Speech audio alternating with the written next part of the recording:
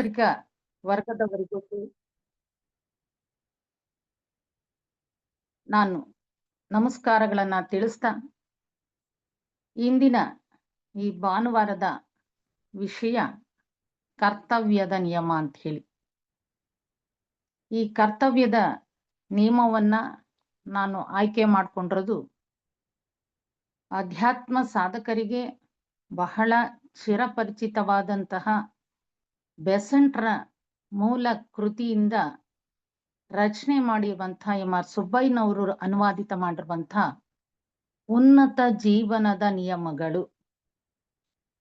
ಈ ಒಂದು ಚಿಕ್ಕ ಪುಸ್ತಕದಲ್ಲಿ ಅತ್ಯಂತ ಆಳವಾದ ಗಹನವಾದಂತಹ ವಿಚಾರಗಳನ್ನ ನಮಗೆ ನೀಡಿದ್ದಾರೆ. ನಿಜವಾದಂಥ ಒಂದು ಅದ್ಭುತವಾದಂತಹ ರೀತಿಯಲ್ಲಿ ಈ ಒಂದು ಯಾವ ನಿಜವಾದಂತಹ ಸಾಧಕರಿಗೆ ಬೇಕಾದಂತಹ ಆಧ್ಯಾತ್ಮಿಕ ಜೀವಿತದ ಅತ್ಯುನ್ನತ ಮಜಲುಗಳನ್ನ ಹೊಂದುವ ಒಂದು ಪ್ರಜ್ಞೆಯ ವಿಕಾಸಕ್ಕೆ ಬೇಕಾದಂಥ ನಿಯಮಗಳನ್ನ ನಮಗೆ ನೀಡಿರೋದು. ಪ್ರಸ್ತುತ ಶೀರ್ಷಿಕೆಗೆ ಅನ್ವಯವಾಗುವಂತೆ ಆ ಕರ್ತವ್ಯದ ನಿಯಮ ಅನ್ನುವಂಥ ಒಂದು ಶೀರ್ಷಿಕೆ ಅಡಿಯಲ್ಲಿ 2 ಭಾಗಗಳಾಗಿ ನಾವು ಕಾಣ್ತೀವಿ. ಒಂದು ಕರ್ತವ್ಯದ ಹಿನ್ನೆಲೆಯಲ್ಲಿ ನಿಯಮಗಳು ಅಂತ ಹೇಳಿ. ಕರ್ತವ್ಯಗಳು ಅಂತ ಹೇಳಿದಾಗ ನಾವೆಲ್ಲರೂ ಕೂಡ ಸಾಧಾರಣವಾಗಿ ಈ ಹುಟ್ಟಿದಾರಭ್ಯ ಪ್ರತಿಯೊಂದು ಕೂಡ ನಮಗೆ ಬೇಕಾದಂತ ರೀತಿಯಲ್ಲಿ ಕರ್ತವ್ಯಗಳನ್ನ ನಿರ್ವಹಿಸಿಕೊಂಡು ಬರ್ತಾ ಇದ್ದೀವಿ. ಕರ್ತವ್ಯಗಳನ್ನ ಸಮಾಜದ ಮೂಲಭೂತ ನಿಯಮಗಳಿಗೆ ಅನುಗುಣವಾಗಿ ಆದರೂ ಆಗಬಹುದು, ನಮ್ಮ ಕುಟುಂಬದ ಹಿನ್ನೆಲೆಯಲ್ಲಿ ಅಳವಡಿಸಿರುವಂತಹ ಸಾಮಾಜಿಕವಾಗಿ ಏರ್ಪಡೆವಾಗಿರುವಂತಹ ನಿಯಮಗಳ ಅಡಿಯಲ್ಲಿ ಆದರೂ ಕೂಡ ಕರ್ತವ್ಯಗಳನ್ನ ನಿರ್ವಹಿಸ್ತಾನೆ ಬಂದಿದ್ದೀವಿ. ಹಾಗಾದ್ರೆ ನಮ್ಮ ಈ ಕರ್ತವ್ಯಗಳನ್ನ ಹೇಗೆ ನಾವು ನಡೆಸ್ಕೊಂಡು ಬಂದಿದ್ದೀವಿ? ಬೆಸೆಂಟ್ರು ಏನು ಈ ಉನ್ನತ ಜೀವನದ ನಿಯಮಗಳ ಅಡಿಯಲ್ಲಿ ಆಧ್ಯಾತ್ಮ ಸಾಧಕರಿಗೆ ಯಾವ ಉನ್ನತ ಜೀವನದ ನಿಯಮವನ್ನ ತಿಳಿಸ್ಕೊಡ್ಲಿಕ್ಕೆ ಹೊರಟಿದ್ದಾರೆ ಅಂತ ಹೇಳಿದ್ರೆ, ನಮ್ಮೆಲ್ರಿಗೂ ಪರಿಚಿತವಾಗಿರುವಂತೆ ವಿಕಾಸ ನಿಯಮ ಈಶ್ವರನ ಯೋಜನೆಯಂತೆ ನಡೀತಾ ಇದೆ. ಆ ವಿಕಾಸದ ನಿಯಮಕ್ಕೆ ಅನುಗುಣವಾಗಿ ನಮ್ಮ ಈ ಭೂತವರ್ಗದ ಪ್ರಯಾಣದಿಂದ ಆ ಪರಬ್ರಹ್ಮ ಚೈತನ್ಯದವರೆಗೆ ಹಂಚಿಕೆಯಾಗಿರುವಂತ ಚೈತನ್ಯದ ಒಡನೆ ಒಂದಾಗಬೇಕು. ಇದು ನಿಜವಾದಂಥ ಆ ಈಶ್ವರನ ಯೋಜನೆ.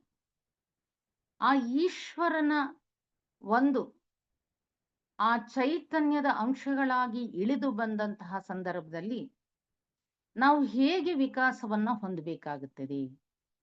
ಸಾಮಾನ್ಯವಾದಂತಹ ರೀತಿಯಲ್ಲಿ ಸಹಜವಾದಂತಹ ಪ್ರಾಪಂಚಿಕವಾದಂತಹ ಹಿನ್ನೆಲೆಯಲ್ಲಿ ನಾವು ಜೀವಿತವನ್ನ ಮಾಡ್ತಿದ್ರು ಕೂಡ ಅತ್ಯಂತವಾದ ಆಳವಾದಂತ ಆಧ್ಯಾತ್ಮಿಕವಾದಂತ ಮಜಲುಗಳು ಇವೆ, ಹಂತಗಳು ಇದೆ. ಎಂದರೆ ಸಾಧಕರಾದ ನಮಗೆ ಯಾವ ಈ ಉನ್ನತ ಜೀವನದ ಒಂದು ಪರಿಚಯ ಆಗುತ್ತೆ ಅಂತ ಹೇಳಿದ್ರೆ, ಯೋಗ ಮಾರ್ಗಕ್ಕೆ ಹೆಜ್ಜೆ ಇಟ್ಟಿರುವಂತಹ ಜೀವನ್ಮುಕ್ತರ ಒಂದು ಮಾರ್ಗದರ್ಶನದ ಹಿನ್ನೆಲೆಯಲ್ಲಿ ಜೀವಿತವನ್ನ ಮಾಡಲಿಕ್ಕೆ ಹೊರಟಾಗ ನಮಗೆ ಈ ಆಧ್ಯಾತ್ಮದ ಜೀವಿತದಕ್ಕೆ ಒಂದು ವಿಶೇಷವಾದ ನಿಯಮ ಇದೆ ಅನ್ನೋದು ಪರಿಚಯ ಆಗುತ್ತೆ. ಸಾಕಷ್ಟು ವಿಚಾರ ಮಾಡಿದ್ವಿ. ಪ್ರಕೃತಿಯಲ್ಲಿ ನಿಯಮಗಳಿದೆ, ಮಾನವ ನಿರ್ಮಿತವಾದಂತಹ ನಿಯಮಗಳಿದೆ. ಇವೆಲ್ಲವೂ ಕೂಡ ನಮಗೆ ಇಂದ್ರಿಯ ಗೋಚರವಾಗುವಂಥದ್ದು. ಪ್ರಕೃತಿಯಲ್ಲಿ ಯಾವತ್ತೂ ನಿಯಮಗಳು ಅಚಲವಾಗಿರುತ್ತೆ, ಸ್ಥಿರವಾಗಿರುತ್ತದೆ, ಬದಲಾವಣೆಗೆ ಅದು ಒಳಪಡುವುದಿಲ್ಲ. ಆದರೆ ಮಾನವ ನಿರ್ಮಿತ ನಿಯಮಗಳು ಇದೆಯಲ್ಲ, ಅದನ್ನು ಬದಲಾವಣೆ ಮಾಡ್ಬೋದು. ಉದಾಹರಣೆಗೆ ಶಾಸನಗಳಾಗಿರ್ಬೋದು, ಅಥವಾ ನಮ್ಮ ಸಂಪ್ರದಾಯಗಳಾಗಿರ್ಬೋದು, ಯಾವುದೇ ಕಟ್ಟುಪಾಡುಗಳಾಗಿರ್ಬೋದು, ಈ ಎಲ್ಲ ಮಾನವನಿಂದ ನಿರ್ಮಿತವಾಗಿರುವಂತಹ ನಿಯಮಗಳನ್ನ ಬದಲಾವಣೆಗೆ ಒಳಪಡಿಸ್ಬೋದು. ಆದರೆ ನಿಜವಾದ ನಾವು ಪ್ರಕೃತಿಯ ಒಂದು ನಿಯಮಕ್ಕೆ ಅನುಗುಣವಾಗಿ ನಮ್ಮ ವಿಕಾಸವನ್ನ ಮಾಡುವುದರ ಮುಖಾಂತರ ಹೊರಟಾಗ ನಾವು ಹೇಗೆ ಆ ಯೋಗ ಮಾರ್ಗದಲ್ಲಿ ಇರುವ ಆಳವಾದಂಥ ಒಂದು ಜಾಗೃತ್ ಪ್ರಜ್ಞೆಯ ಅರಳುವಿಕೆಗೆ ಕಾರಣವಾಗ್ತದೆ. ನಮಗೆ 2 ಬಗೆಯ ನಿಜವಾದ ಪ್ರಜ್ಞೆ ಪರಿಚಯ ಇದೆ. ಪ್ರತಿಯೊಂದು ಯಾವ ಹಂತದಲ್ಲಿ ನಾವು ಪ್ರಾರಂಭದಿಂದ ಬಂದ್ವಿ, ಭೂತ ವರ್ಗಗಳಲ್ಲಿ ಇನ್ನು ಪ್ರಜ್ಞೆ ವಿಕಾಸವಾಗಿಲ್ಲ. ಇನ್ನು ಮುಂದಿನ ವರ್ಗಕ್ಕೆ ಬಂದಾಗ ಇನ್ನು ಸ್ವಪ್ನಾವಸ್ಥೆಯಲ್ಲಿ ಇರುವಂತಹ ಒಂದು ಪ್ರಜ್ಞೆ ನಮ್ಮ ಸಸ್ಯವರ್ಗ. ಇನ್ನು ನಮ್ಮ ಮನುಷ್ಯನ ಹಂತಕ್ಕೆ ಬಂದಾಗ ಜಾಗೃತ್ ಪ್ರಜ್ಞೆ ನಮ್ಮಲ್ಲಿ ಇದೆ. ಈ ಎಲ್ಲದಕ್ಕೂ ಮಿಗಿಲಾಗಿ ವಿಶಾಲವಾದ ಒಂದು ಪ್ರಜ್ಞೆ ಇದೆ. ಅದೇ ಎಲ್ಲೆಲ್ಲೂ ಆವರಿಸಿರುವಂತಹ ವಿಶ್ವ ಪ್ರಜ್ಞೆ. ಆ ವಿಶ್ವ ಪ್ರಜ್ಞೆಯೊಂದಿಗೆ ನಮ್ಮನ್ನ ಗುರುತಿಸಿಕೊಳ್ಳುವಂತಹ ಅರಿವನ್ನ ಪಡೆಯೋದೇ ಪ್ರಜ್ಞೆಯ ವಿಕಾಸ. ಆ ವಿಶ್ವ ಪ್ರಜ್ಞೆ ಎಲ್ಲಾ ವರ್ಗದಲ್ಲೂ ಕೂಡ ಚೈತನ್ಯದ ಮುಖಾಂತರ ವ್ಯಕ್ತವಾಗಿದೆ. ಆ ಅರಿವನ್ನ ಹೊಂದೋದೇ ನಿಜವಾದ ನಮ್ಮೆಲ್ಲರ ಯೋಗ ಸಾಧಕರ ಒಂದು ಕರ್ತವ್ಯ. ಆ ಹಿನ್ನೆಲೆಯಲ್ಲಿ ಇಲ್ಲಿ ಪ್ರಜ್ಞೆಯ ವಿಕಾಸಕ್ಕೆ ಅನುಗುಣವಾಗಿ ಪ್ರಜ್ಞೆಯ ಅರಿವನ್ನ ಮೊಗ್ಗಾಗಿರುವಂತಹ ಒಂದು ಯಾವ ಯೋಗ ಸಾಧಕರ ಪ್ರಜ್ಞೆಯ ವಿಕಾಸವನ್ನ ಅರಳಿಸ್ಕೊಳ್ಳಿಕ್ಕೆ ನಾವು ಹೇಗೆ ಉನ್ನತ ಮಟ್ಟದ ಜೀವಿತವನ್ನ ಮಾಡಬೇಕು. ಸಹಜವಾಗಿ ನಾವೆಲ್ಲರೂ ಕೂಡ ಕೆಲಸಗಳನ್ನ ಸಾಮಾನ್ಯ ಮಟ್ಟದಲ್ಲಿ ಕೆಲಸಗಳನ್ನ ಮಾಡ್ತಿರ್ತೀವಿ. ಆದರೆ ಇಲ್ಲಿ ಆಧ್ಯಾತ್ಮಿಕ ಹಿನ್ನೆಲೆಯಲ್ಲಿ ಕರ್ತವ್ಯದ ನಿಯಮಗಳನ್ನ ಅನುಸರಿಸ್ತಾ ಹೇಗೆ ಕರ್ತವ್ಯವನ್ನ ಹೊಂದೋದು ಅಂತ ಹೇಳಿ, ನಮ್ಗೆ ಆಧ್ಯಾತ್ಮಿಕ ಜೀವಿತ ಅನ್ನೋದು ಇನ್ನೂ ಕೂಡ ಪರಿಪೂರ್ಣವಾಗಿ ಪರಿಚಯ ಆಗಿಲ್ಲ. ನಮ್ಮೆಲ್ರಿಗೂ ಕೂಡ ಆಧ್ಯಾತ್ಮ ಅಂತ ಹೇಳಿದ್ರೆ ಕೇವಲ ಒಂದು ಚೈತನ್ಯದ ಅಭಿವ್ಯಕ್ತಿ ಇದೆ. ಚೈತನ್ಯ ಎಲ್ಲಾ ಕಡೆ ಚರಾಚರ ವಸ್ತುಗಳಲ್ಲಿ ಇದೆ. ಆ ಚೈತನ್ಯವನ್ನ ಗುರುತಿಸಿಕೊಳ್ಳುವುದು ಎಲ್ಲಿ? ನಾನು ಮೊದಲೇ ತಿಳಿಸಿದಂತೆ ನಮ್ಮಲ್ಲಿ ಜಾಗೃತ್ ಪ್ರಜ್ಞೆ ಇದೆ. ಪ್ರತಿಯೊಂದು ದೇಹಗಳಲ್ಲೂ ಕೂಡ, ಸಪ್ತ ದೇಹಗಳಲ್ಲೂ ಕೂಡ ಈ ಪ್ರಜ್ಞೆ ವಿಕಾಸವಾಗ್ಲಿಕ್ಕೆ ನಾವು ಅರಿವನ್ನ ಹೊಂದಬೇಕು. ಆಧ್ಯಾತ್ಮಿಕ ಅಂತ ಹೇಳಿ ನಾವು ತಿಳ್ಕೊಳಕ್ಕೆ, ಅರ್ಥ ಮಾಡ್ಕೊಳಕ್ಕೆ ಹೋದಾಗ ನಿಜವಾದಂತ ಈ ಇಂದ್ರಿಯ ಗೋಚರವಾದಂತಹ ರೀತಿಯಲ್ಲಿ, ಹಾಗೆಯೇ ನಮ್ಮ ಯಾವ ನರಮಂಡಲಗಳ ಮುಖಾಂತರ, ಮೆದುಳಿನ ಮುಖಾಂತರ ನಾವು ಅರ್ಥ ಮಾಡ್ಕೊಳಕ್ಕೆ ಹೋದಾಗ ಅದು ಕೇವಲ ಕೆಳ ಹಂತದಲ್ಲಿ ನಮ್ಮ ನಿಜವಾದಂತಹ ಪ್ರಜ್ಞೆ ಗೋಚರವಾದ. ಆದರೆ ನಾವು ಸ್ವಾಭಾವಿಕವಾದಂತ ಇಂದ್ರಿಯ ಗೋಚರವಾದಂತಹ ಈ ಯಾವುದು ಕೂಡ ರೂಪಮಟ್ಟದ್ದು. ಈ ರೂಪಮಟ್ಟದ ಶರೀರಗಳಲ್ಲಿಗಿಂತ ಅತೀತವಾದ ಆತ್ಮ ಪ್ರಜ್ಞೆಯನ್ನ ಗುರುತಿಸ್ಬೇಕಾಗಿ ಆ ಚೈತನ್ಯದ ಒಂದು ವಿಕಾಸವನ್ನ ನಾವು ಪರಿಗಣಿಸ್ಬೇಕಾಗಿದೆ. ಹಾಗಾದ್ರೆ ಆಧ್ಯಾತ್ಮಿಕ ಅನ್ನೋದಾದ್ರೆ ತನ್ನನ್ನ ಎಲ್ಲದರಲ್ಲೂ, ಎಲ್ಲವನ್ನೂ ತನ್ನಲ್ಲಿ ಕಾಣುವ ಏಕತೆಯ ರೂಪ. ತನ್ನನ್ನು ಎಲ್ಲದರಲ್ಲೂ, ಎಲ್ಲವನ್ನೂ ತನ್ನಲ್ಲಿ ಕಾಣುವ ಏಕತೆಯನ್ನ ಗ್ರಹಿಸುವ ಒಂದು ಅರಿವು ನಮಗೆ ಬೇಕಾಗಿದೆ. ನಾವೆಲ್ಲ ಕೂಡ ಸಂಸರಣೆಯ ಹಂತದಲ್ಲಿ, ಪಥದಲ್ಲಿ ಸಾಕ್ತಾ ಇದ್ದೀವಿ. ಹೀಗಾಗಿ ಅವರವರ ವಿಕಾಸಕ್ಕೆ ಅನುಗುಣವಾಗಿ ನಮ್ಮ ಸಂಸರಣೆ ನಡೀತಾ ಇದೆ. ನಿಜವಾಗ್ಲೂ ಕೂಡ ನಾವೆಲ್ಲರೂ ಕೂಡ ಇನ್ನೂ ಕೂಡ ಕೆಳಗಿನ ಈ ರೂಪಮಟ್ಟದ ಮಟ್ಟದಲ್ಲೇ, ಕೆಳಗಿನ ಮನಸ್ಸಿನ ಮಟ್ಟದಲ್ಲೇ ನಾವೆಲ್ಲವನ್ನು ಗ್ರಹಿಸ್ತಾ ಇರೋದು. ಹಾಗಾಗಿ ಪೂರ್ಣ ಏಕತೆಯ ದೃಷ್ಟಿಯನ್ನ, ಆ ಏಕೈಕವಾದಂತ ಚೈತನ್ಯದ ಆ ವಿಶ್ವ ಪ್ರಜ್ಞೆಯನ್ನ ನಾವು ಅರಿಯಲಿಕ್ಕೆ ಸಾಕಷ್ಟು ಪರಿಶ್ರಮವನ್ನ ಹಾಕ್ಬೇಕಾಗುತ್ತೆ. ಇಂದ್ರಿಯ ಗೋಚರವಾದಂತಹ ಒಂದು ಘಟನೆಗಳನ್ನ ಸತ್ಯ ಅಂತ ಗ್ರಹಿಸ್ತೀವಿ, ಅದು ಮಾಯೆ. ಆದರೆ ಈ ರೂಪಕ್ಕೆ ಸೀಮಿತವಾದಂತ ಈ ಏನು ನಮ್ಮ ನಿಜವಾದಂತಹ ಶರೀರಗಳು ಇದೆ, ಅದಕ್ಕೆ ಸೀಮಿತವಾದಂತಹ ಒಂದು ಆ ರೂಪ ರಚನೆಯುತವಾದಂತಹ ಮಟ್ಟದ ಸತ್ಯಕ್ಕಿಂತ ಆಳವಾದ ಒಂದು ಸತ್ಯ ಇದೆ, ಅದೇ ಆತ್ಮಶಕ್ತಿ. ಆ ಆತ್ಮಶಕ್ತಿ ಇವತ್ತು ಉನ್ನತ ಮಟ್ಟದ್ದು. ಆಧ್ಯಾತ್ಮ ಜೀವಿತವನ್ನ ಜೀವಿಸ್ತೀವಿ ಅಂತ ಹೇಳಿ ಆಯ್ಕೆ ಮಾಡ್ಕೊಂಡಂತ ಸಂದರ್ಭದಲ್ಲಿ ನಾವು ಹೇಗೆ ಈ ನಮ್ಮಲ್ಲಿರುವಂತಹ ಪ್ರಜ್ಞೆಯನ್ನ ಅರಳಿಸ್ಬೇಕಾಗುತ್ತೆ.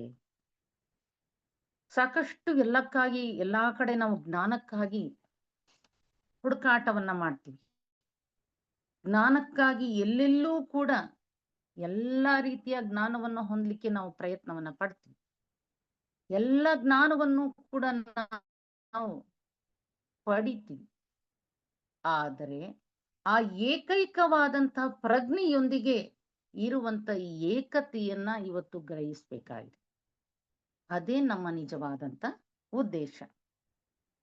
ಹಾಗಾದ್ರೆ ಈ ಒಂದು ಆ ಏಕೈಕ ಪ್ರಜ್ಞೆಯ, ಆ ವಿಶಾಲ ಪ್ರಜ್ಞೆಯ ಸಾಧನೆಗೆ ನಾವು ಏನ್ ಮಾಡಬೇಕು, ಯಾವ ರೀತಿಯ ಅರಿವನ್ನ ಹೊಂದಬೇಕಾಗ್ತದೆ, ಆ ಅರಿವನ್ನ ನಾವು ಪಡಿಬೇಕಾದ್ರೆ ನಾವು ಹೇಗೆ ನಮ್ಮ ಪ್ರತಿನಿತ್ಯದ ಜೀವಿತವನ್ನ, ಕರ್ತವ್ಯವನ್ನ ಹೇಗೆ ನಿಭಾಯಿಸ್ತಾ ಇದ್ದೀವಿ, ಕರ್ತವ್ಯವನ್ನ ನಾವು ಆತ್ಮಸಾಕ್ಷಿಯಿಂದ ನಾವು ಗಮನ ಹರಿಸಿ ಅದಕ್ಕೆ ಅನುಗುಣವಾಗಿ ನಿಯಮಗಳ ಹಿನ್ನೆಲೆಯಲ್ಲಿ ನಾವು ಜೀವಿತವನ್ನ ಮಾಡ್ತಾ ಇದೀವ.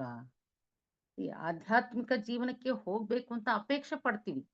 ಆದರೆ ಆ ಒಂದು ಆ ಆಧ್ಯಾತ್ಮಿಕ ಏಕತೆಯ ಸತ್ಯವನ್ನ ನಾವು ಗ್ರಹಿಸ್ಬೇಕಾದ್ರೆ ನಮ್ಮ ಈ ಎಲ್ಲ ಕೆಳಗಿನ ಆ 7 ಶರೀರಗಳನ್ನ ಪರಿಶುದ್ಧ ಮಾಡ್ಬೇಕಾಗುತ್ತೆ. ಎಲ್ಲ ಶರೀರಗಳಲ್ಲಿಯೂ ಕೂಡ ನಾವು ಆ ಪ್ರಜ್ಞೆಯ ವಿಕಾಸವನ್ನ ಮಾಡಬೇಕಾಗ್ತದೆ. ವಿಶ್ವವನ್ನೆಲ್ಲ ವ್ಯಾಪಿಸಿರುವಂತಹ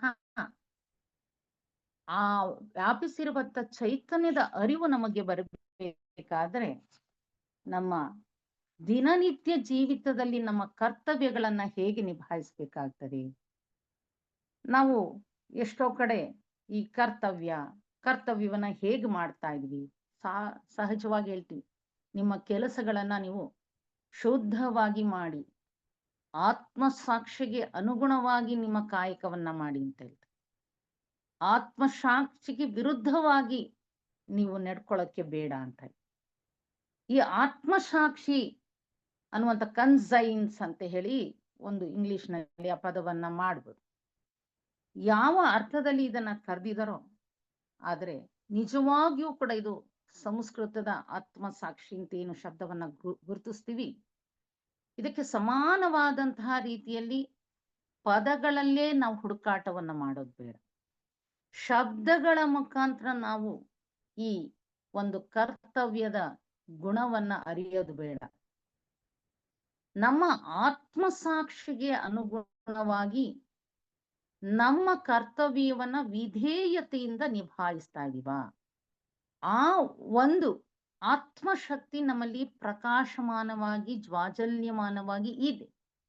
ಆದರೆ ಆ ಒಳಗೆ ಹುದುಗಿರುವಂತಹ ಆ ಒಂದು ಚೈತನ್ಯವನ್ನ ಪ್ರಕಾಶಮಾನವಾಗಿ ನಾವು ಬೆಳಗ್ಬೇಕಾಗ್ತದೆ.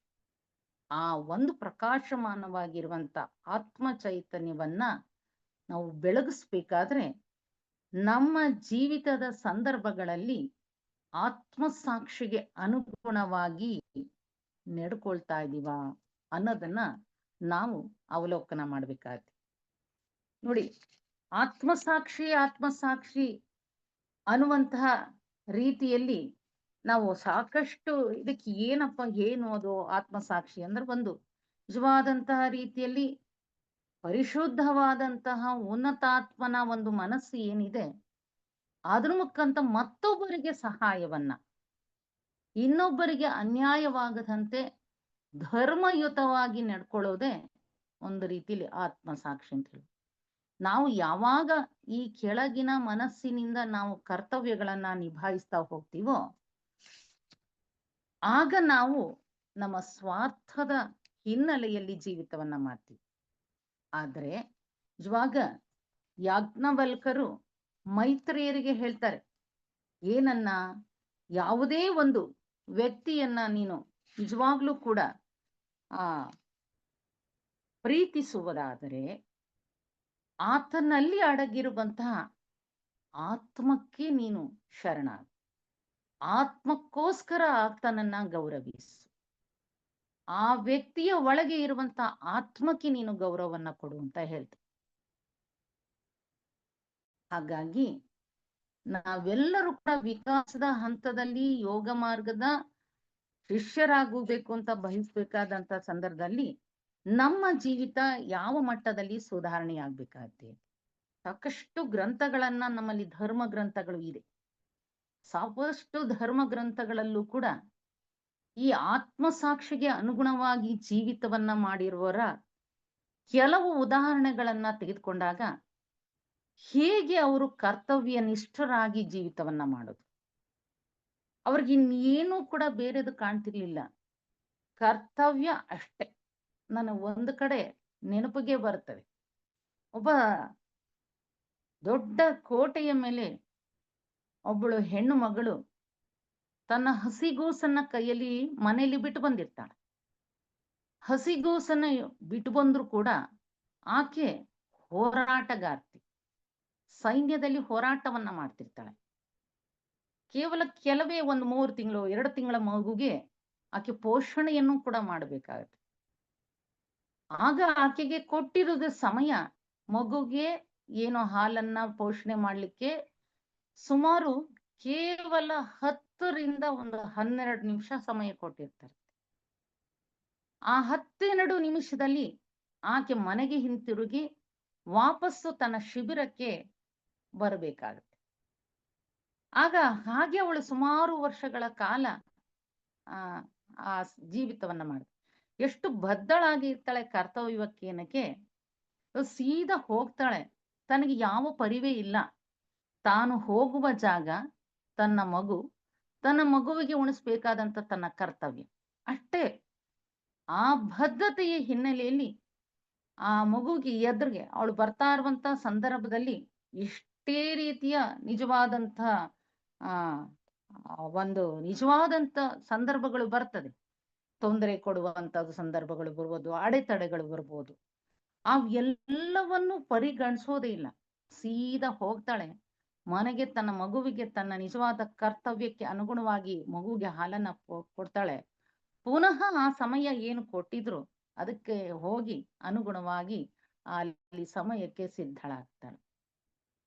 ಆಗ ಯಾರೋ ಅವರು ಕೇಳ್ತಾರೆ, ನೀನ್ ಇಷ್ಟು ಕೆಲವೇ ಸೆಕೆಂಡುಗಳಲ್ಲಿ ಹೇಗೆ ನೀನು ಹೋಗ್ ಬಂದೆ ಅಂತ ಕೇಳಿದಾಗ ಆ ತಾಯಿ ಕೊಡುವಂತ ಉತ್ತರ, ನನಗೆ ಗುರಿ ಒಂದೇ ಇದ್ದಿತ್ತು, ಮಗುವಿಗೆ ಪೋಷಣೆ ಮಾಡಬೇಕಾದ್ದು ಅಷ್ಟೇ. ಯಾವ ಅಡೆತಡೆಗಳು ಬಂದಿದ್ರು ಕೂಡ ಅದನ್ನ ಗಮನಿಸಿ ನಾನು ಸೀದಾ ಹೋಗ್ತಾ ಇದ್ದೆ.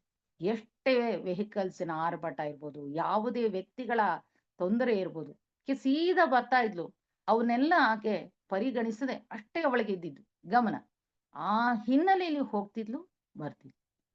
ಹೇಗೆ ಅವಳು ನಿಜವಾದಂತಹ ರೀತಿಯ ಆತ್ಮಸಾಕ್ಷಿಗೆ ಅನುಗುಣವಾಗಿ ತನ್ನ ಕರ್ತವ್ಯವನ್ನ ನಿಭಾಯಿಸ್ತಿದ್ಲು ಅನ್ನಕ್ಕೆ ಒಂದು ಸಾಕ್ಷಾತ್ ಅವಳು ಜೀವಿಸಿದಂತ ಒಂದು ಸಂದರ್ಭ. ಹಾಗೆ ನಮ್ಗೆ ಇನ್ನ ನಿಜವಾದಂತಹ ರೀತಿಯಲ್ಲಿ ಯಾವ ಮಹಾಭಾರತದ ಧರ್ಮರಾಯನ ಒಂದು ಸಂದರ್ಭವನ್ನ ತೆಗೆದುಕೊಂಡಾಗ, ಧರ್ಮನಿಷ್ಠನಾಗಿ ಧರ್ಮಕ್ಕಾಗಿ ತನ್ನನ್ನ ಜೀವಿತವನ್ನ ಮುಡುಪಾಗಿಟ್ಟಿರುವಂತ ಧರ್ಮರಾಯ ಆತನ್ಗೆ ಮತ್ತೊಂದು ಹೆಸರು ಯುಧಿಷ್ಠಿರ ಅಂತ ಕರಿತೀವಿ. ಆತ ನಿಜವಾದಂತಹ ರೀತಿಯೇ ಕೃಷ್ಣ ಆತನಿಗೆ ಪರೀಕ್ಷೆಗಳನ್ನ ಒಡ್ಡುತ್ತಾನೆ, ನೋಡೋಣ ಹೇಗೆ ಧರ್ಮಕ್ಕೆ ಚ್ಯುತಿ ಬರದಂತೆ ನಡ್ಕೊಳ್ತಾನ ಅಂತ ಹೇಳಿ. ಅಂತ ಸಂದರ್ಭದಲ್ಲಿ ಆತ ಜಾರಿ ಹೋಗ್ತಾನೆ ಕೃಷ್ಣ ಕೊಟ್ಟಂತಹ ಒಂದು ಪರೀಕ್ಷೆಯಲ್ಲಿ. ಜಾರಿದಂತ ಸಂದರ್ಭದಲ್ಲಿ ಆತ ಅವನಿಗೆ ಒಂದ್ ರೀತಿ ಶಿಕ್ಷೆ, ಭೂಲೋಕವನ್ನ ಬಿಡ್ಬೇಕಾಗುತ್ತೆ. ಭೂಲೋಕವನ್ನ ಬಿಡುವಂತ ಸಂದರ್ಭದಲ್ಲಿ ಆತ ಮುಂದಿನ ಒಂದು ಸ್ವರ್ಗ ಲೋಕಕ್ಕೋ ಮುಂದಿನ ಏನು ಪಯಣ ಇದೆ ಅಂದಿನ ಮುಂದಿನ ಲೋಕಕ್ಕೆ ಹೊರಡ್ಬೇಕಾಗತ್ತೆ. ಅಲ್ಲಿ ಅವನು ಬಂದಿರ್ತಾನೆ. ಕೊನೆಯ ದೃಶ್ಯ ಅವನಿಗೆ, ಯಾರಿಗೆ? ಧರ್ಮರಾಯನಿಗೆ.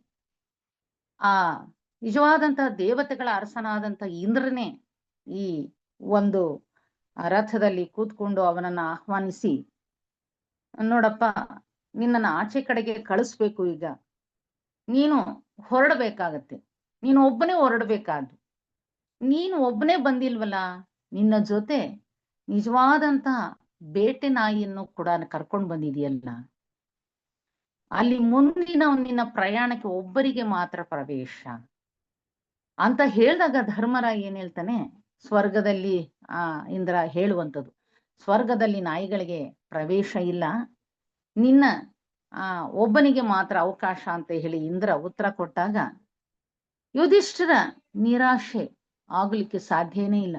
ನಿರಾಶೆ ಆಗೋದು ನಾಯಿನ ಬಿಟ್ಟು ಹೋಗ್ಬೇಕಲ್ಲ. ಆಗ ಇಂದ್ರ ಸಾಕಷ್ಟು ರೀತಿಯಲ್ಲಿ ಅವನಿಗೆ ಪ್ರಶ್ನೆಗಳನ್ನ ಕೇಳ್ತಾನೆ. ಅಲ್ಲಪ್ಪ, ನಿನ್ನ ಹೆಂಡತಿಯರಿಗೆ ದ್ರೌಪದಿಗೆ ಅವಮಾನವಾದಂತ ಸಂದರ್ಭದಲ್ಲಿ ನೀನೇನಕ್ಕೂ ಕೂಡ ಸಹಾಯಕ್ಕೆ ಸಿದ್ಧವಾಗ್ಲಿಲ್ಲ. ನಿನ್ನ ಸಹೋದರರನ್ನ ಮರಳುಗಾಡಿನಲ್ಲಿ ತೊಂದರೆ ಆದಾಗ ರಕ್ಷಣೆ ಮಾಡ್ಲಿಲ್ಲ. ಈ ಎಲ್ಲವನ್ನೂ ಬಿಟ್ಟು ಈ ಒಂದು ಬೇಟೆ ನಾಯಿಗೋಸ್ಕರ ಕರ್ಕೊಂಡು ಹೋಗ್ತೀನಿ ನಿಂತಿದೆಯಲ್ಲ, ಯಾಕೆ ಇದ್ರ ಮೇಲೆ ಇಷ್ಟೊಂದು ಆಶೆ ಅಂತ ಹೇಳಿದಾಗ ಆಗ ಧರ್ಮರಾಯ ಹೇಳ್ತಾನೆ, ಸತ್ತವರು ಇವಾಗ ನಾನೇನು ಆಗಲ್ಲ, ಈಗ ನನ್ನ ಜೊತೆ ಬದುಕೊಳ್ತಿರೋದು ಈ ನಾಯಿ ಒಂದೇ. ಹಾಗಾಗಿ ಈ ಪ್ರಾಣಿ ಬದುಕಿದೆ, ಅದು ಇನ್ನೂ ಸತ್ತಿಲ್ಲ. ಹಾಗಾಗಿ ನಾನು ಅದರ ಸಹಾಯಕ್ಕೆ ಬರಲಿಲ್ಲ ಅಂದ್ರೆ ನಿಜವಾದ ನಷ್ಟ ಆಗ್ತದೆ. ಹಾಗಾಗಿ ನಾನು ಸ್ವರ್ಗಕ್ಕೆ ಒಂಟಿಯಾಗಿ ಹೋಗೋದಿಲ್ಲ, ನನ್ನನ್ನು ನಾಯಿಯ ಜೊತೆಯಲ್ಲೇ ಕಳಿಸ್ಕೊಡಿ ಅಂತ ಹೇಳ್ತಾರೆ. ನಿಜವಾದಂತಹದ್ದು ನಾಯಿ ಯಾವ ನಾರಾಯಣ ಸ್ವರೂಪದಲ್ಲಿ ಬಂದಿತ್ತು, ಅವನ ನಿಜವಾದ ಮಾತುಗಳನ್ನ ನೋಡ್ತಾನೆ, ಸಾಕಷ್ಟು ಆಸೆಗಳನ್ನ ಒಡ್ಡುತ್ತಾನೆ ಇಂದ್ರ. ಈ ಯಾವುದಕ್ಕೂ ಕೂಡ ಆತ ತನ್ನ ಮನಸ್ಸನ್ನ ಬದಲಾಯಿಸೋದೇ ಇಲ್ಲ. ಎಷ್ಟು ನಿಷ್ಠನಾಗಿರ್ತಾನೆ, ತನ್ನ ನಿಶ್ಚಲ ಪ್ರಜ್ಞೆ ಅಂತ ಕರಿತೀವಿ. ಆ ಕರ್ತವ್ಯದಲ್ಲಿ ಎಷ್ಟು ಆ ಸಾಕು ಪ್ರಾಣಿಯ ಬಗ್ಗೆ ಇರುವಂತಹ ಒಂದು ನಿಶ್ಚಲತೆ ಇದೆಯಲ್ಲ, ಅದು ಬಹಳ ಮುಖ್ಯವಾಗುತ್ತೆ. ವಿಮುಖನಾಗ್ಲಿಲ್ಲ, ಇಲ್ಲ ನೀನು ಬಿಟ್ಬಾ, ನಿನಗೆ ಸಾಕಷ್ಟು ಅವಕಾಶಗಳಿದೆ ಅಂತ ಹೇಳಿ ಸಾಕಷ್ಟು ಆತನಿಗೆ ಮಾರ್ಗಗಳು ಗೋಚರಿಸಿದ್ರು ಕೂಡ ಇದ್ಯಾವುದರ ಕಡೆ ಕೂಡ ಧರ್ಮರಾಯ ಆತ ವಿಮುಖನಾಗೋದಿಲ್ಲ. ತನ್ನ ಧರ್ಮಶೀಲಕ್ಕೆ ಅನುಗುಣವಾಗಿ, ಆತ್ಮಸಾಕ್ಷಿಗೆ ಅನುಗುಣವಾಗಿ ಆತ ಬದ್ಧನಾಗಿರ್ತಾನೆ. ಅಂತ ಸಂದರ್ಭದಲ್ಲಿ ಮುಂದಕ್ಕೆ ಆ ನಾಯಿ ಅದೃಶ್ಯವಾಗಿ ಹೊರಟೋಗುತ್ತೆ. ಆತ ಮುಂದಿನ ಪ್ರಯಾಣಕ್ಕೆ ಹೊರಡ್ತಾನೆ. ಅಂದ್ರೆ ಇಲ್ಲಿ ಒಟ್ಟು ತಿಳ್ಕೋಬಹುದು, ಆತನನ್ನ ಯಾವ ಸವಿ ಮಾತುಗಳಾಗ್ಲಿ ಆಶೆಗಳಾಗ್ಲಿ ಬಂಧಿಸ್ಲಿಲ್ಲ. ನಾನು ಹೊರಡ್ಬೇಕಷ್ಟೆ, ನನಗಿನ್ಯಾವುದು ಮುಖ್ಯ ಅಲ್ಲ, ನನ್ನ ನಾಯಿ ಮತ್ತು ನಾನು ಅಷ್ಟು ರೀತಿಯಲ್ಲಿ ಆತ ಆತ್ಮಸಾಕ್ಷಿಗೆ ಅನುಗುಣವಾಗಿ ತನ್ನ ಕರ್ತವ್ಯವನ್ನ ನಿಭಾಯಿಸಿರುವಂತ ಉದಾಹರಣೆಯನ್ನ ಕಾಣ್ತೀವಿ. ಇದು ನಿಜವಾದಂತ ಒಂದು ಪ್ರಜ್ಞೆಯ ವಿಕಾಸ ಹೇಗೆ ಇತ್ತು ಅವನಲ್ಲಿ ಉನ್ನತ ಮಟ್ಟದ್ದು.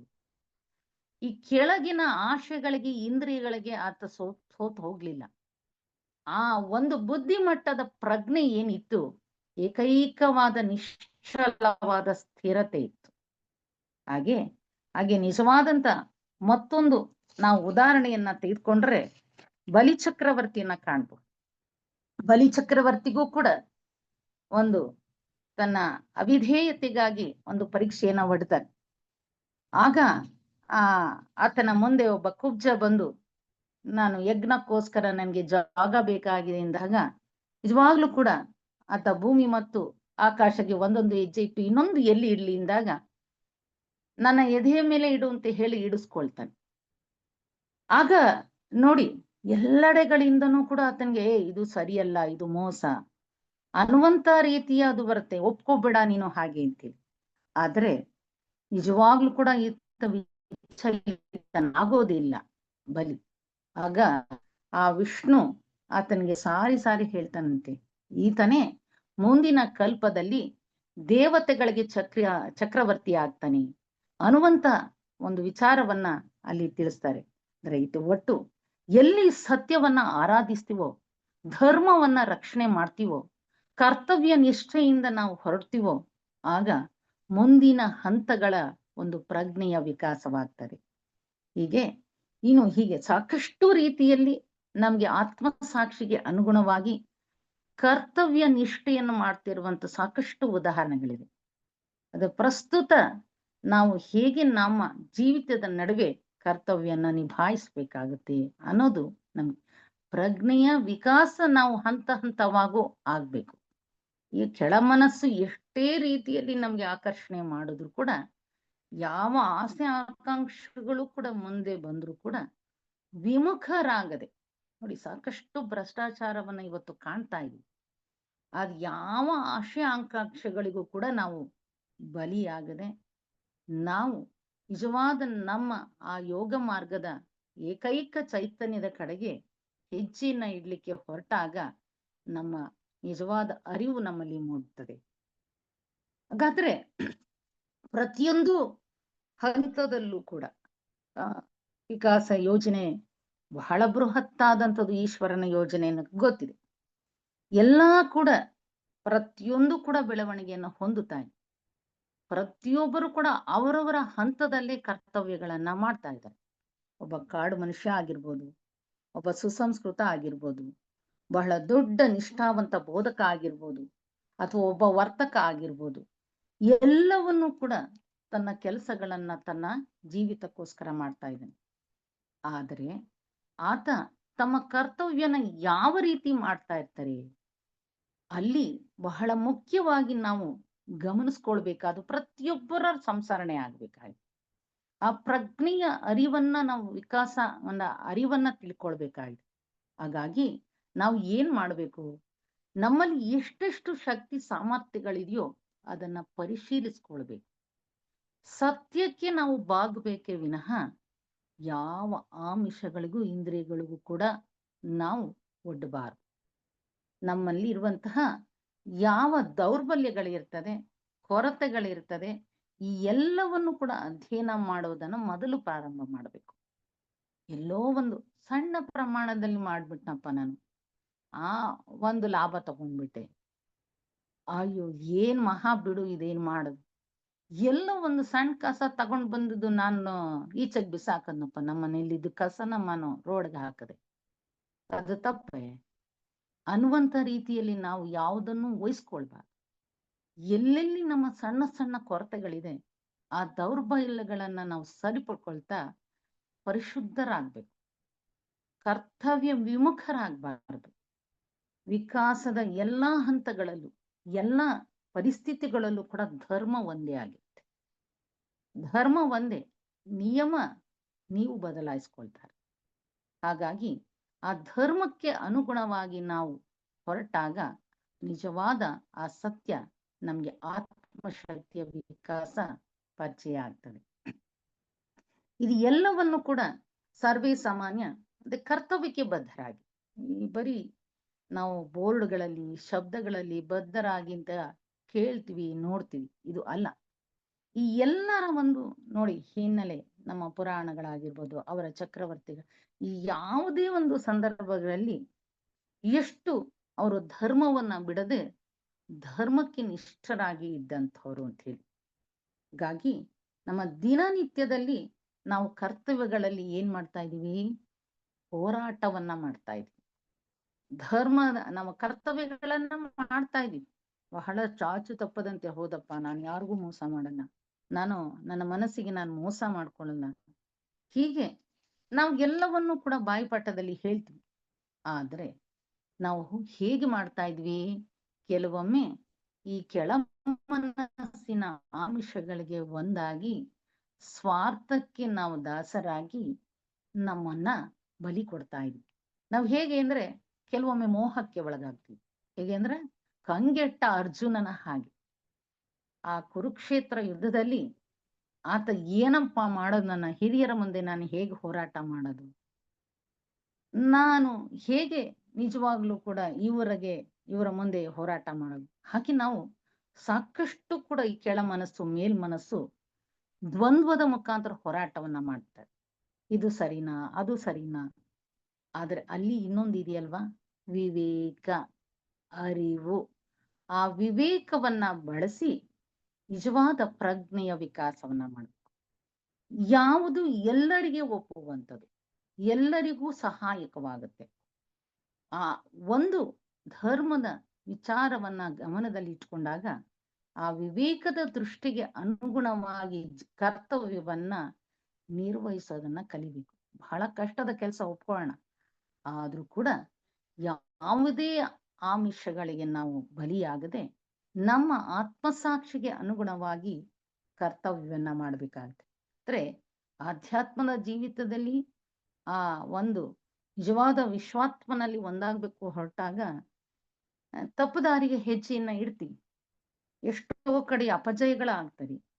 ಅಂತಹ ಸಂದರ್ಭದಲ್ಲೂ ಕೂಡ ನಾವು ಆ ಅಪರಾಧಗಳ ಸಂದರ್ಭದಲ್ಲೂ ವಿಶಾಲವಾದ ಒಂದು ಪ್ರಜ್ಞೆಯ ಒಂದು ಸಣ್ಣ ಬೆಳಕು ಇದೆ, ಗೋಚರವಾಗುತ್ತೆ.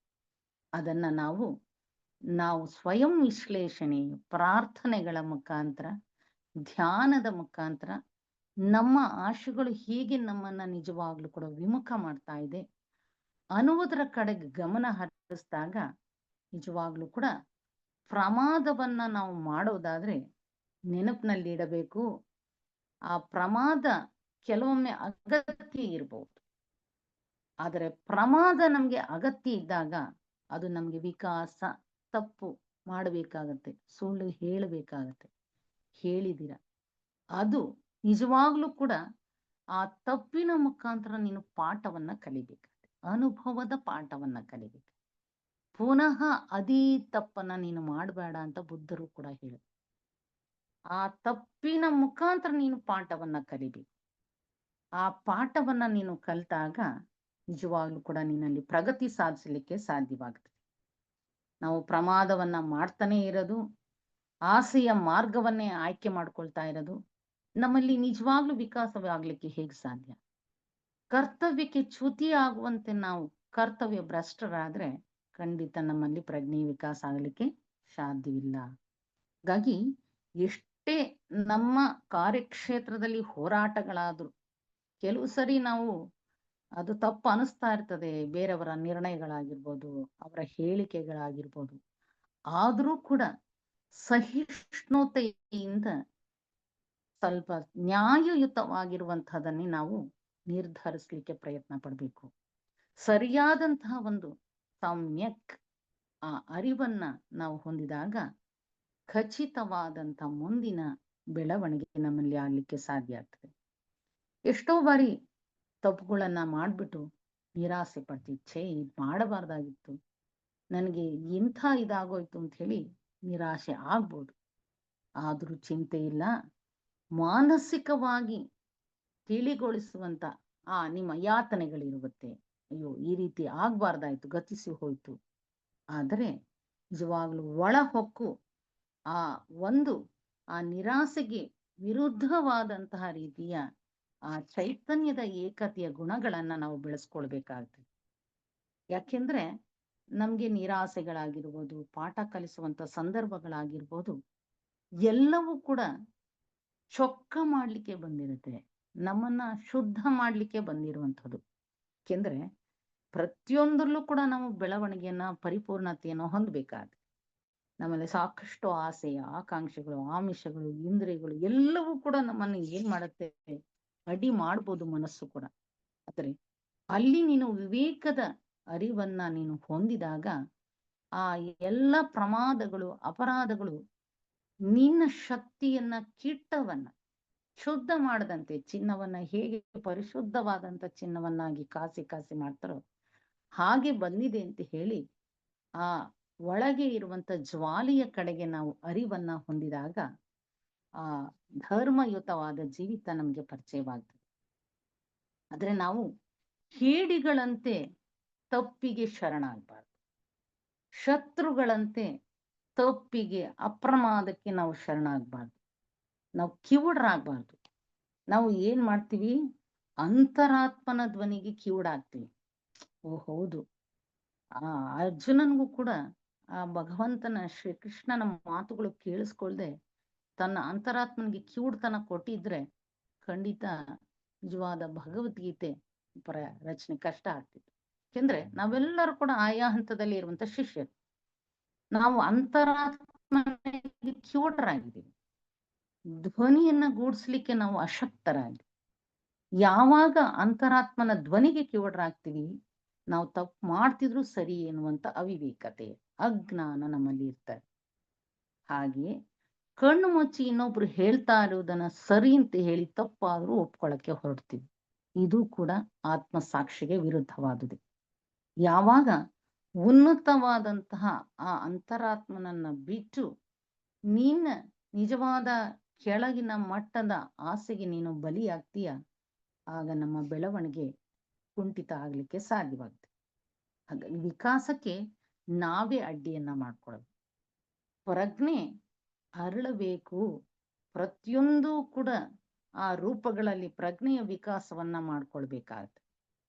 ಹಾಗಾಗಿ ನಾವು ನಾವು ಎಷ್ಟು ಅಂದ್ರೆ ತಪ್ಪಾದ್ರೂ ಬಹಳ ಸುಲಭ ಆಗಿದೆಯಲ್ಲ.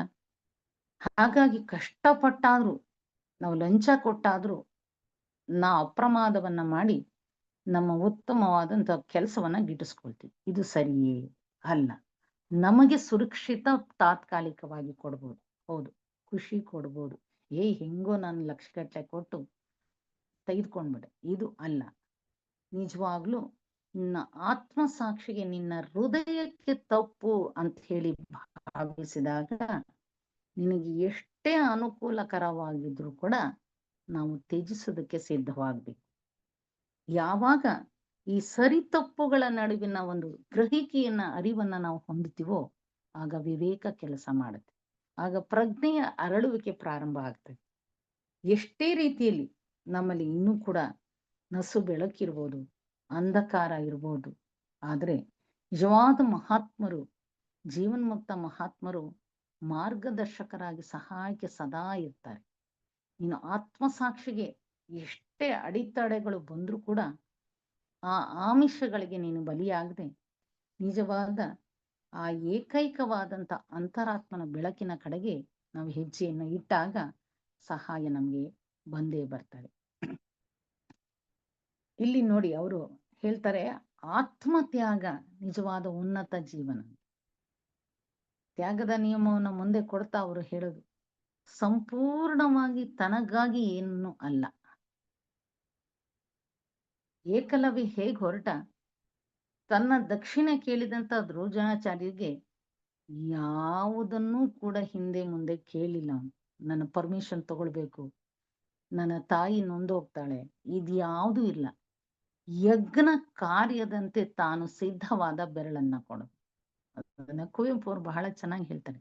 ಬೆರಳ್ಗೆ ಕೊರಳ್ ಅನ್ನುವಂತ ಒಂದು ನಾಟಕ ಅವರು ಬರೀತಾರೆ. ಯಜ್ಞ ಅಂತ ಹೇಳಿ ಕೊಡೋದು, ತನ್ನನ್ನ ಅರ್ಪಣೆ ಮಾಡ್ಕೊಳ್ತೇನೆ, ಗುರುವಿಗೆ ದಕ್ಷಿಣೆ ರೂಪದಲ್ಲಿ ತನ್ನನ್ನ ಬೆರಳನ್ನ ಕೊಡ್ಲಿಕ್ಕೆ ಹೊರಡ್ತಾನೆ. ಅದು ಏನದು? ಆತ್ಮಸಾಕ್ಷಿಗೆ ಅನುಗುಣವಾಗಿ ಕೊಟ್ಟಂತ ನಿರ್ಧಾರ. ಹೀಗೆ ನಾವು ಪ್ರಪಂಚಕ್ಕೆ ಬೆಳಕನ್ನ ಕೊಡುವಂತ ಆಶ್ರಯದಾತರಾಗಬೇಕು. ಮೇಲ್ಪಂಕ್ತಿ ಹಾಕುವಂತ ಆಧ್ಯಾತ್ಮಿಕ ಜೀವಿತವನ್ನ ನಾವು ಮಾಡಿದಾಗ ನಾವು ಕರ್ತವ್ಯದ ನಿಯಮ ಸ್ಪಷ್ಟವಾಗ್ತಾ ಹೋಗುತ್ತೆ. ಯಾವುದು ಸರಿಯಾದುದು, ಧರ್ಮಕ್ಕೆ ಅನುಗುಣವಾಗಿ ಪರಿಶುದ್ಧವಾದಂತ ಜೀವಿತವನ್ನು ನಡೆಸೋಕೆ ಯಾವುದು ಅನ್ನೋದು ನಮ್ಗೆ ಪರಿಚಯ ಆಗ್ತಾ ಹೋಗ್ತದೆ. ಸರಿ, ಆಧ್ಯಾತ್ಮಿಕದ ಒಂದು ಹಾದಿಯಲ್ಲಿ ಸಾಕಷ್ಟು ಅನುಭವಗಳು, ಪ್ರಯತ್ನಗಳು ಸಾಕಷ್ಟು ರೀತಿಯಲ್ಲಿ ನಮ್ಮಲ್ಲಿ ಬರ್ತಿರ್ತದೆ. ಎಷ್ಟೋ ರೀತಿಯಲ್ಲಿ ಬಹಳ ನರಳಾಟ ಆಗ್ಬೋದು, ಒಪ್ಕೊಳಕ್ಕಾಗದಂತ ಅಸಹಾಯಕತೆ ಕಾಣಬಹುದು. ಹೌದು, ನಾನು ಮಾಡ್ಬಿಡ್ಬೇಕಾಯ್ತು, ಎಂತ ಕೆಲಸ ಮಾಡ್ಬಿಟ್ಟು ಒಪ್ಕೊಬಿಡ್ಬೇಕಾಯ್ತು, ಅದು ತಪ್ಪಾದ್ರೂ ಕೂಡ ಒಪ್ಕೊಳ್ಬೋದಾಗಿತ್ತು. ಎಷ್ಟೋ ಅವಮಾನಗಳು ಬರ್ತವೆ, ಎಷ್ಟೋ ಯಾತನೆಗಳು ಬರ್ತವೆ.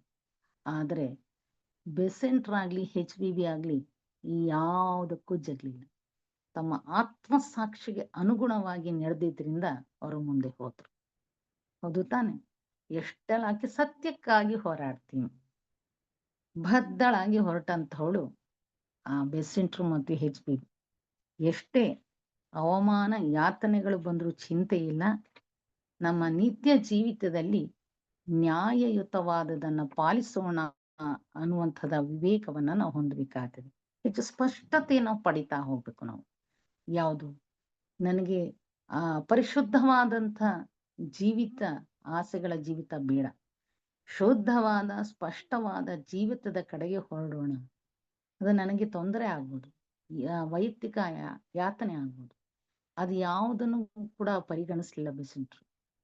ನಿಜವಾದಂತ ಆ ಸತ್ಯಕ್ಕಾಗಿ ನಾನು ಹೋರಾಟ ಮಾಡ್ತೀನಿ ಅಂತ ಹೊರಟ್ರಲ್ಲ, ಹಾಗಾಗಿ ಅವರೆಲ್ಲ ಮಹಾತ್ಮರಾದ್ರು. ಈಗ ಉನ್ನತ ಮಾರ್ಗದಲ್ಲಿ ಏನು ಹೊರಡ್ತೀವೋ ಆಗ ಮಾರ್ಗದರ್ಶಕರ ಸಹಾಯ ಇರ್ತದೆ. ನಾವುಗಳು ಗೊಂದಲಕ್ಕೆ ಒಳಗಾಗ್ತೀವಿ. ಯಾವುದು ವಿಕಾಸವಾಗ್ಬೇಕಲ್ವ, ಸಾಕಷ್ಟು ನಮ್ಮಲ್ಲಿ ಸಂಸ್ಕರಣೆ ಆಗ್ಬೇಕಾಗ್ತದೆ. ಹಾಗಾಗಿ ಮಾರ್ಗದರ್ಶಕರ ಒಂದು ನೆರವನ್ನ ಪಡ್ಕೊಂಡು ಸ್ಪಷ್ಟತೆಯನ್ನು ನಾವು ಪಡಿತಾ ಹೋಗ್ಬೇಕು. ನಮ್ಮ ಬೆಳಕನ್ನ ನಾವು ಜೀವಿತದಲ್ಲಿ ಹೊಂದಬೇಕು ಅಂತ ಹೇಳಿದ್ರೆ ಯಾವುದೇ ರೀತಿಯಲ್ಲಿ ದಿಗ್ಭ್ರಮೆ ಆಗ್ಬೋದು, ಆತಂಕ ಆಗ್ಬೋದು, ಮುಂದೆ ಏನ್ ಕಾಣ್ಬೇಕು ಅನ್ನೋದು ಕೂಡ ಇವತ್ತಿನ ಸಂದರ್ಭದಲ್ಲಿ ಗೊತ್ತಿಲ್ಲ. ನೋಡಿ, ಇವತ್ತಿನ ಸಂದರ್ಭದಲ್ಲಿ ಎಷ್ಟೋ ಉದ್ಯೋಗಗಳಿಲ್ಲದೆ ನಿರಾಶೆಗಳಾಗಿದೆ. ಬಹಳ ರಿಸೆಷನ್ ಪೀರಿಯಡ್ ಅಂತ ಹೇಳಿ ಗೊಂದಲಕ್ಕೆ ಒಳಗಾಗಿದ್ದಾರೆ. ಎಷ್ಟೋ ಜನ ಸ್ತ್ರೀಯರಿಗೆ ನಾವು ಹೋಗ್ತಾ ಇರುವಂಥದ ತಪ್ಪು ದಾರಿನೇ ಸರಿ ಅಂತ ಹೇಳಿ ಯಾವುದು ಅಲ್ಲ. ನಿಜವಾಗ್ಲೂ ಕೂಡ ನಾವು ಯಾವುದೂ ಕೂಡ ಅದೃಷ್ಟದಿಂದ ಆಳಲ್ಪಡ್ತೀವಿ. ಯಾವುದೂ ಕೂಡ ಅದೃಷ್ಟದಿಂದ ಸೃಷ್ಟಿಯಾಗಿಲ್ಲ. ಎಲ್ಲವೂ ಕೂಡ ನಮಗೆ ಯೋಜನೆಯಂತೆ ಬರೋದು. ಅದನ್ನ ಪಕ್ಕಾ ಮಾಡ್ಕೊಳ್ಬೇಕು. ಸ್ಪಷ್ಟತೆಯನ್ನ ನಾವು ಹೊಂದಬೇಕು. ನಮ್ಮ ಸದ್ಯದ ಈ ಪ್ರಪಂಚದ ಯೋಜನೆ, ಈಶ್ವರನ ಯೋಜನೆ ಖಂಡಿತ ಅದೃಷ್ಟದಿಂದ ಇಲ್ಲ. ಯಾವ ಆಕಸ್ಮಿಕ ಘಟನೆಗಳು ಕೂಡ ಮನುಷ್ಯನದಲ್ಲಿ ಬರುವುದಿಲ್ಲ. ಎಲ್ಲವೂ ಕೂಡ ನಿನ್ನ ಬೆಳವಣಿಗೆಗೋಸ್ಕರನೇ. ಎಲ್ಲವೂ ಕೂಡ ನಿನ್ನನ್ನ ಪೂರ್ಣತೆಯ ಕಡೆಗೆ ತೆಗೆದುಕೊಳ್ಳಕ್ಕೆ ಹೋಗುದು. ಹಾಗಾಗಿ ನಮ್ಮ ಕಾರ್ಯಕ್ಷೇತ್ರದಲ್ಲಿ ನಾವು ಏನು ಕೆಲಸವನ್ನ ಮಾಡ್ತಾ ಇರ್ತೀವಿ, ಆ ಒಂದು ಸಂದರ್ಭದಲ್ಲಿ ಯಾರು ನಿನ್ನ ಹತ್ರ ಬರ್ತಾರೋ ಪ್ರತಿಯೊಬ್ಬರಿಗೂ ಕೂಡ ನಾವು ಇವತ್ತು ಋಣ ಸಂದಾಯಗಳನ್ನ ಮಾಡ್ಬೇಕಾಗುತ್ತೆ. ನಾವು ಜೀವಿಸ್ತಾ ಇರುವಂತ ಕುಟುಂಬದಲ್ಲಿ ಆಗಿರ್ಬೋದು, ಸಮಾಜದಲ್ಲಿ ಆಗಿರ್ಬೋದು. ಅದನ್ನೇ ಪಂಚಋಣಗಳನ್ನ ಶಿಷ್ಯತ್ವದ ಮಾರ್ಗದಲ್ಲಿ ಬೆಸೆಂಟ್ರು ಕೊಡೋದು. ಆ ಯಜ್ಞ ಕಾರ್ಯಗಳನ್ನ ನಾವು ಮಾಡ್ಬೇಕಾದ್ರೆ ಎಷ್ಟು ಉತ್ತಮವಾದಂತ ಪರಿಶುದ್ಧ ಆತ್ಮದಿಂದ ಮಾಡ್ಬೇಕಾಗ್ತದೆ. ಗುರು ಹಿರಿಗಾಗಿರ್ಬೋದು, ಋಷಿ ಋಣ ಆಗಿರ್ಬೋದು, ಮಾನವರ ಋಣ ಆಗಿರ್ಬೋದು, ಅಥವಾ ಹಿಂದೆ ಇರುವಂತ ನಮ್ಮ ಎಲ್ಲ ವರ್ಗಗಳಿಗೆ ನಾವು ಸಲ್ಲಿಸಬೇಕಾದಂತ ಕೃತಜ್ಞತೆ ಆಗಿರ್ಬೋದು. ಈ ಎಲ್ಲವನ್ನು ಕೂಡ ನಾವು ವಿಧೇಯರಾಗಿ ಆ ಕರ್ತವ್ಯಗಳನ್ನ ನಾವು ಮಾಡ್ಲಿಕ್ಕೆ ಹೋದಾಗ ನಮ್ಮ ಮಟ್ಟದಲ್ಲಿ ಏಕತೆಯ ಒಂದು ಸಿಂಚನ, ಆ ಏಕತೆಯ ವಿಕಾಸವಾಗ್ತದೆ. ನಿಮ್ಮ ಹತ್ರ ಯಾರೇ ನಿನ್ನ ಹತ್ರ ಬಂದಾಗ, ಕಷ್ಟದಲ್ಲಿ ಬಂದಂತ ಸಂದರ್ಭದಲ್ಲಿ ಅವರಿಗೆ ನೀನು ನಿನ್ನ ಕೈಲಿ ಆಗುವಂತ ನೆರವು, ಅನುಕಂಪ, ಅಟ್ಲೀಸ್ಟ್ ಆ ಕರ್ತವ್ಯದ ಪ್ರಜ್ಞೆಯನ್ನ ನಾವು ಮೆರಿಬೇಕಾಗತ್ತೆ. ಎಲ್ಲೂ ಕೂಡ ಆಧ್ಯಾತ್ಮಿಕ ಜೀವಿತಕ್ಕೆ ಇರುವಷ್ಟು ಶಕ್ತಿ ಇನ್ಯಾವುದಕ್ಕೂ ಇಲ್ಲ. ನಾವೆಲ್ಲ ಕೂಡ ಪ್ರಕೃತಿ ನಿಯಮ ಬದ್ಧವಾಗಿ ನಡೀತಿದೆ. ಪ್ರಕೃತಿ ನಿಯಮಗಳನ್ನ ನಾವು ಯಾವತ್ತು ವಿರೋಧಿಸ್ತಾ ಇದೀವೋ ಅವತ್ತೇ ನಾವು ತೊಂದರೆಗೀಡಾಗ್ತಾರೆ. ಹೀಗಾಗಿ ಏನೆಲ್ಲಾ ಪ್ರಕೃತಿ ನಮ್ಮ ಯಾವ ಯೋಜನೆಗೆ ಅನುಗುಣವಾಗಿ ನಮ್ಮ ಕರ್ತವ್ಯಗಳನ್ನ ನಾವು ನಿರ್ವಹಿಸ್ಬೇಕಾಗುತ್ತದೆ, ಅಲ್ಲೆಲ್ಲ ಕೂಡ ನಾವು ನಮ್ಮ ಕರ್ಮಗಳನ್ನ, ಕೆಲಸಗಳನ್ನ ನಾವು ಮಾಡ್ಬೇಕಾಗುತ್ತೆ. ನಮ್ಮ ನಿಜವಾದ ಉನ್ನತವಾದಂತಹ ಒಂದು ಕರ್ತವ್ಯ ಏನು, ಇನ್ನೂ ಕೆಳ ಮನಸ್ಸಿನಿಂದನೇ ಆಶೆಗಳಿಗೆ ಅನುಗುಣವಾಗಿ ಜೀವಿತವನ್ನ ಮಾಡಿದಾಗ ಪ್ರಜ್ಞೆ ಜಾಗೃತ ಆಗ್ಲಿಕ್ಕೆ ಆಗಲ್ಲ. ಹೇಗೆ ಸಾಧ್ಯ? ಯಾವಾಗ ನಿನ್ನ ಸರಳವಾದ ದಿನನಿತ್ಯದ ಜೀವಿತದಲ್ಲಿ ಯಾರೋ ಪಾಪ ಏನೋ ಸಹಾಯವನ್ನ ಹರಿಸ್ಕೊಂಡು ಬರ್ತಾರೆ, ಏನೋ ಕಷ್ಟವನ್ನ ಹೇಳ್ಕೊಂಡು ಬರ್ತಾರೆ. ಅಂತ ಸಂದರ್ಭದಲ್ಲಿ ತನಗೆ ಏನೋ ಒಂದು ಬೆಳಕನ್ನ ಕೊಟ್ಟು ಕಳಿಸಿ, ಏನಾದ್ರೂ ನೆರವನ್ನು ಕೊಡಿ. ಏನು ಆತ ಕಣ್ಣೀರು ಹಾಕಿಕೊಂಡು ಬಂದ, ಆತನಿಗೆ ಏನೋ ಒಂದು ಶಕ್ತಿಯನ್ನ ನೀವು ಸಿಂಚನ ಮಾಡ್ಬೇಕು, ಹರಿಸ್ಬೇಕು. ಓ ಹೌದಲ್ವಾ? ಒಂದು ಧೈರ್ಯವನ್ನ ನೀವು ಕೊಡ್ಬೇಕು. ಆ ನಿಮ್ಮ ಬಳಿ ಬಂದಾಗ ತಿಳುವಳಿಕೆಯನ್ನ, ಅರಿವನ್ನ ಮೂಡಿಸಿ, ಯಾವುದು ಶಾಶ್ವತವಾದುದು, ಅಶಾಶ್ವತವಾದುದು, ಇವೆರಡರ ಒಂದು ಅರಿವನ್ನ ನೀವು ಮೂಡಿಸ್ಬೇಕಾಗತ್ತೆ. ಸ್ವಲ್ಪವಾದ್ರೂ ಅವನು ಏನು ಅವನ ದುಃಖವನ್ನ ಕಡಿಮೆ ಮಾಡ್ಲಿಕ್ಕೆ ಹೊರಟು. ಯಾರು ಬಹಳ ದುಃಖವನ್ನು ಹೊತ್ಕೊಂಡು ನಿಮ್ಮ ಹತ್ರ ಬಂದಿರ್ತಾನೆ, ಆ ದುಃಖದ ಭಾರವನ್ನ ಕಡಿಮೆ ಮಾಡ್ಲಿಕ್ಕೆ ಸಾಧ್ಯತೆ ಇದೆ. ಇದೆಲ್ಲ ಕೂಡ ನಾವು ಮಾಡ್ಬೋದು. ಕಣ್ಣಿದ್ದು ಕುರುಡ್ರು ನಾವಷ್ಟೇ. ಬಂದಾಗ ನಾವು ನನಗೂ ಅವನಿಗೂ ಸಂಬಂಧ ಇಲ್ಲ ಅನ್ನುವ ಮಟ್ಟದಲ್ಲಿ ನಾಗ್ತೀವಿ. ಎಲ್ಲದರಲ್ಲೂ ಕೂಡ ಅಗತ್ಯವಿದ್ದಾಗ ಈ ಕೆಲಸವನ್ನ ನಾವು ಮಾಡೋಣ. ದುರಭಿಮಾನದಿಂದ, ಅಭಿಮಾನದಿಂದ ಯಾವುದೂ ಕೂಡ ನಾನು ಬಲಶಾಲಿ ಅಂತ ಹೇಳಿ ಅಸಹಾಯಕತೆಯಿಂದ ಅವ್ರನ್ನ ನಾವು ಹೀಗೆಳಿಬಾರ್ದು. ನಮ್ಮ ಶಕ್ತಿಯಿಂದ ಆತನಿಗೆ ಏನೋ ಒಂದು ಸತ್ವ ಶಕ್ತಿ ಸಿಕ್ಕಿದೆ ಅಂತ ಹೇಳಿ ನಮ್ಮಿಂದ ಆತ ನಿರ್ಗಮನ ಮಾಡ್ಬೇಕು. ಓ ಹೌದಲ್ವಾ? ಇಷ್ಟು ಮಾತುಗಳು ಹೇಳಿದ್ರಿಂದ ನನಗೆ ಎಷ್ಟು ಚೈತನ್ಯ ಬಂತು. ಹೌದು, ಮಾರ್ಗ ಇದೆ ಮುಂದೆ, ಪ್ರತಿಯೊಂದು ಸಮಸ್ಯೆಗೂ ಕೂಡ ಪರಿಹಾರ ಇದೆ ಅನ್ನುವಂತ ಯಾವುದೋ ಒಂದು ಶಕ್ತಿ ಆತನಲ್ಲಿ ಸೃಷ್ಟಿಯಾಯ್ತು ಅಂದ್ರೆ ಸಾಕಷ್ಟು ನಾವು ನೆರವು ಕೊಟ್ಟಂಗೆ. ಇದೆಲ್ಲರೂ ಕೂಡ ನಾವು ಸಹಾಯಕರಾಗಬೇಕು. ಏಕೆ? ಆ ವಿಶ್ವ ಪ್ರಜ್ಞೆಯಲ್ಲಿ ಅಂದ್ರೆ ಕೂಡ ನಿನ್ನ ಸಹಾಯತೆ ಇದೆ. ನಿನ್ನ ಸಹೋದರನಿಗೆ ಆ ಒಂದು ಅವಕಾಶ ಬಂದಿದೆ. ಹೀಗೆ ದೈನಂದಿನ ಸಂದರ್ಭದಲ್ಲಿ ಬಂದಿರೋರಿಗೆ ಪರಿಹಾರ ಕೊಡೋದನ್ನು ಬಿಟ್ಟು ಗೊಂದಲ ಮಾಡಿ ದುಃಖವನ್ನ ಹೆಚ್ಚು ಮಾಡಿ ಹೋಗ್ಬಾರ್ದು. ನಾವು ಮಾಡ್ತೀವಿ, ಬಂದಿರೋರಿಗೆ ಹೆಚ್ಚು ಗೊಂದಲ ಮಾಡ್ಬೇಡಿ. ಹೌದು, ನಿನ್ ಕರ್ಮ ನೀನ್ ಅನುಭವಿಸು, ವ್ಯಥೆ ಪಡು ಅನ್ನೋದಲ್ಲ ಉತ್ತರ. ಆತನಿಗೆ ಒಂದು ಅರಿವನ್ನ, ಶಕ್ತಿಯನ್ನ ತುಂಬಿ ಕಳಿಸ್ಬೇಕು. ಆತನಿಗೆ ಒಂದು ಪ್ರೇಮದ ಸಹಾಯವನ್ನ ಕೊಡಿ.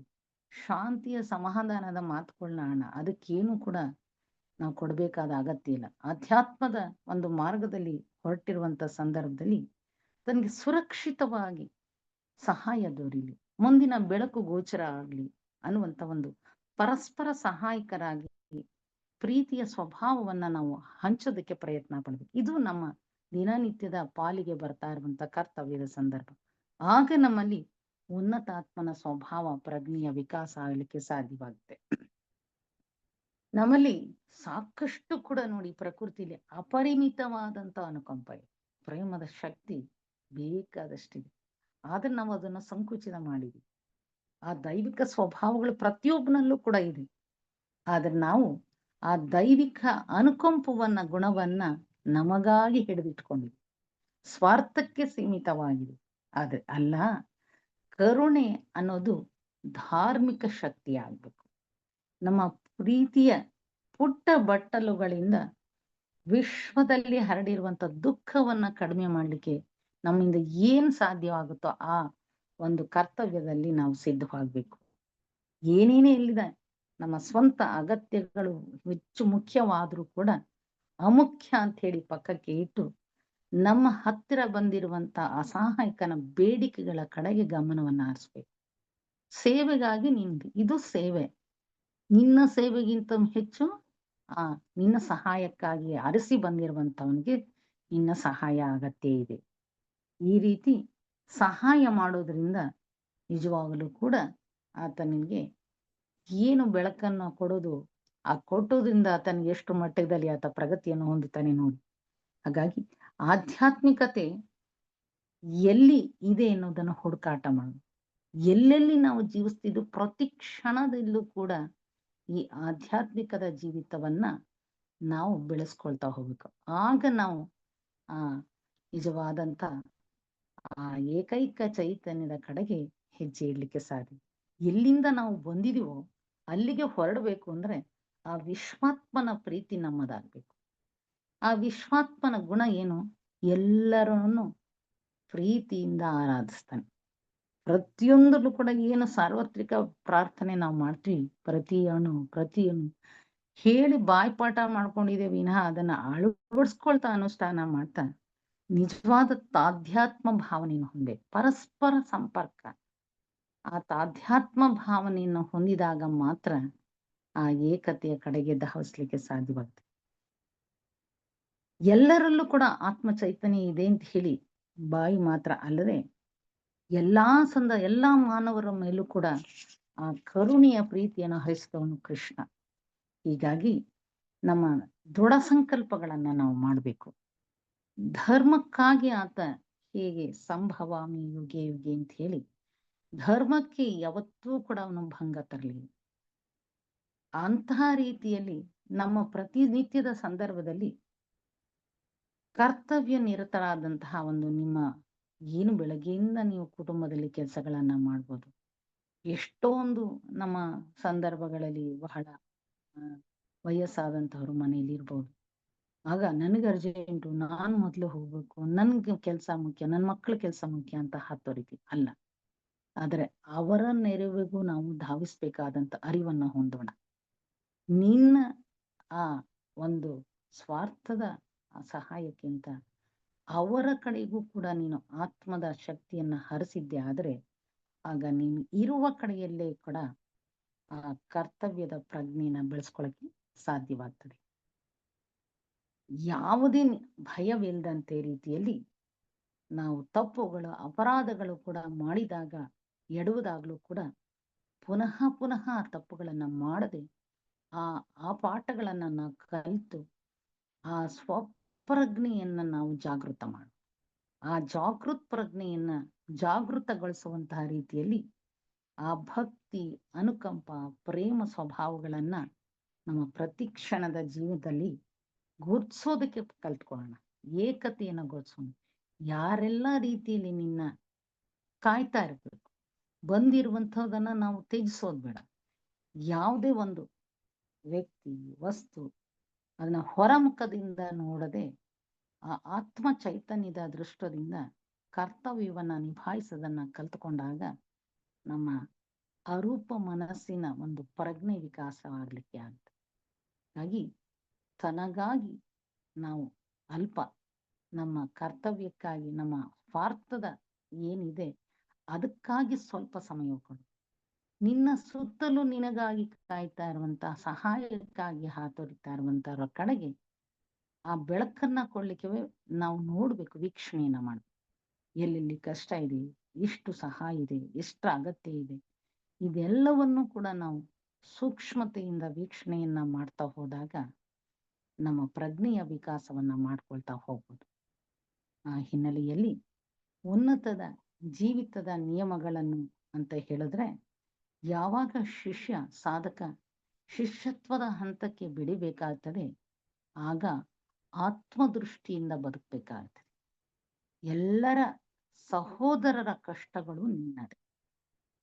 ಆ ಭಾವನೆ ನನ್ನಲ್ಲಿ ಉದಯವಾದಾಗ ನಮ್ಮಲ್ಲಿ ಆ ಉನ್ನತವಾದಂಥ ಆತ್ಮಸಾಕ್ಷಿಗೆ ಅನುಗುಣವಾದಂಥ ರೀತಿಯ ಜೀವಿತವನ್ನ ಮಾಡಲಿಕ್ಕೆ ಸಾಧ್ಯ ಅನ್ನೋದನ್ನ ನಾನು ಹೇಳ್ತಾ, ಏನು ನನಗೆ ಅವಕಾಶ ಇವತ್ತು ಮಾಡಿಕೊಟ್ಟಿತ್ತೋ ಎಲ್ಲ KTFನ ಪದಾಧಿಕಾರಿಗಳಿಗೂ ಕೂಡ ವಂದಿಸ್ತಾ ನನ್ನ ಈ ಒಂದು ಶೀರ್ಷಿಕೆಗೆ ಅನುಗುಣವಾದಂತಹ ರೀತಿಯ ವಿಚಾರಕ್ಕೆ ವಿರಾಮವನ್ನ ಕೊಡ್ತೀನಿ.